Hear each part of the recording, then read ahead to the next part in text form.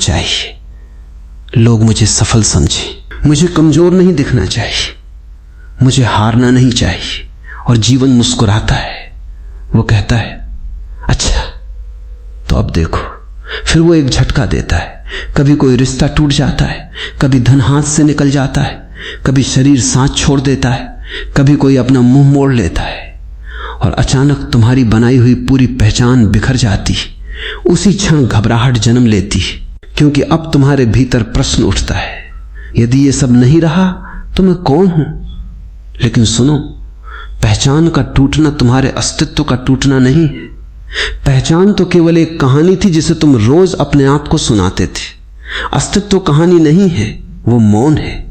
जीवन अब कह रहा है कहानी छोड़ो, सत्य को देखो। एक छोटे बच्चे को देखो, वो चलना सीखते समय बार बार गिरता है, लेकिन वो गिरने से घबराता नहीं, क्योंकि उसके भीतर अभी अहंकार पैदा नहीं हुआ। उसे अपनी कोई छवि बचानी नहीं है, उसे ये चिंता नहीं कि लोग क्या सोचेंगे। घबराहट वहीं पैदा होती है जहां अहंकार जन्म लेता है, और अहंकार का अर्थ घमंड नहीं है। अहंकार का अर्थ है एक झूठी छवि से चिपके रहना। तुम्हारी बेचैनी तुम्हें बताने आई है कि अब उस छवि से बाहर निकलने का समय आ गया है, लेकिन तुम बाहर आने से डरते हो, क्योंकि बाहर अज्ञात है, और मन को अज्ञात से सबसे अधिक भय लगता है। मन कहता है परिचित दुख ही सही, कम से कम परिचित तो है। यही मनुष्य की सबसे बड़ी त्रासदी है। वो परिचित पीड़ा को अपरिचित आनंद से अधिक सुरक्षित समझ लेता है। लेकिन याद रखना, जीवन तुम्हें कभी वहां नहीं ले जाता जहां तुम संभल न सको। वो केवल तुम्हें वहां ले जाता है जहां तुम्हारा झूठ टिक न सके। तुम्हारी घबराहट तुम्हारे झूठ के मरने की आवाज है, और जब झूठ मरता है तो बहुत शोर होता है, बहुत आंसू आते हैं, बहुत बेचैनी होती है। लेकिन उसके बाद जो मौन उतरता है वो ऐसा मौन है जिसे संसार की कोई शक्ति छीन नहीं सकती। तुम कहते हो मुझे शांति चाहिए, लेकिन शांति की भी एक कीमत होती है। शांति मांगती है कि तुम अपने सारे मुखौटे उतार दो। वो मांगती है कि तुम स्वीकार करो मैं नहीं जानता। वो मांगती है कि तुम कह सको हाँ मैं कमजोर हूं। वो मांगती है कि तुम बिना शर्म के झुक सको। लेकिन अहंकार को झुकना स्वीकार नहीं, और जीवन का नियम है जो झुक जाता है वही उठाया जाता है, जो कठोर रहता है वो टूट जाता है। एक भरे हुए पात्र में कुछ नया नहीं डाला जा सकता, पहले उसे खाली करना पड़ता है। जीवन तुम्हें खाली कर रहा है और तुम उसे दुर्भाग्य समझ रहे हो। तुम्हें लगता है तुमसे कुछ छीना जा रहा है, जबकि वास्तव में तुमसे बोझ उतारा जा रहा है। लेकिन वो बोझ तुम्हें इतना अपना लगने लगा था कि अब उसका उतरना तुम्हें मृत्यु जैसा प्रतीत हो रहा है।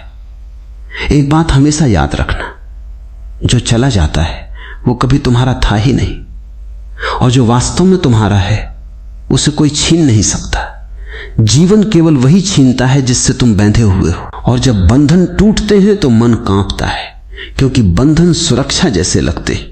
लेकिन सुरक्षा और स्वतंत्रता साथ साथ नहीं रह सकते। स्वतंत्र होना है तो सुरक्षा की दीवारें गिरानी ही पड़ेंगी। इसलिए घबराहट से मत भागो।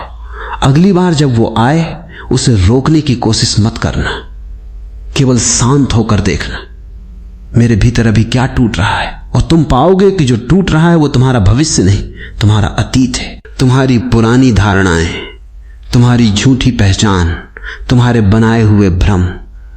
और याद रखना, अतीत के टूटे बिना भविष्य का जन्म कभी नहीं होता।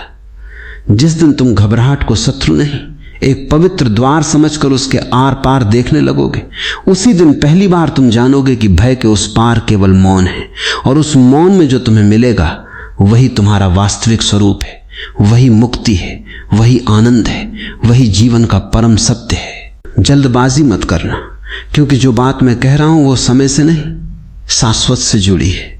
तुम इस समय एक अदृश्य सेतु पर खड़े हो। पीछे लौटना अब संभव नहीं, क्योंकि जो तुम पहले थे वो व्यक्ति अब धीरे धीरे समाप्त हो रहा है, और आगे बढ़ना तुम्हें भयावह लग रहा है, क्योंकि वहां कुछ भी परिचित नहीं है। यही वो क्षण है जहां अधिकांश लोग लौट जाते हैं। वे अपने पुराने दुखों में वापस चले जाते हैं, क्योंकि परिचित दुख भी मन को अपरिचित आनंद से अधिक सुरक्षित लगता है। फिर वे पूरी उम्र अधूरे रह जाते हैं और सोचते हैं कि जीवन ने उनके साथ न्याय नहीं किया। लेकिन जीवन कभी अन्याय नहीं करता। जीवन केवल अधूरे पाठों को दोहराता है। यदि तुम आज इस द्वार से लौट गए तो अस्तित्व तुम्हें किसी और रास्ते से, किसी और घटना के माध्यम से, किसी और पीड़ा के सहारे फिर यहीं ले आएगा। क्योंकि जब तक सीख पूरी नहीं होती, यात्रा समाप्त नहीं होती। इसलिए अपनी घबराहट को गलती मत समझो। यह इस बात का संकेत है कि अब पीछे लौटने का समय समाप्त हो चुका है। और जैसे ही यह बात तुम्हारी समझ में उतरती है, एक चमत्कार घटने लगता है। घबराहट धीरे धीरे अपनी शक्ति खोने लगती है, क्योंकि अब तुम उससे भाग नहीं रहे, तुम ठहर गए हो। और याद रखना, जो मनुष्य अपने भीतर स्थिर होकर खड़ा हो जाता है, जीवन स्वयं उसका सम्मान करता है।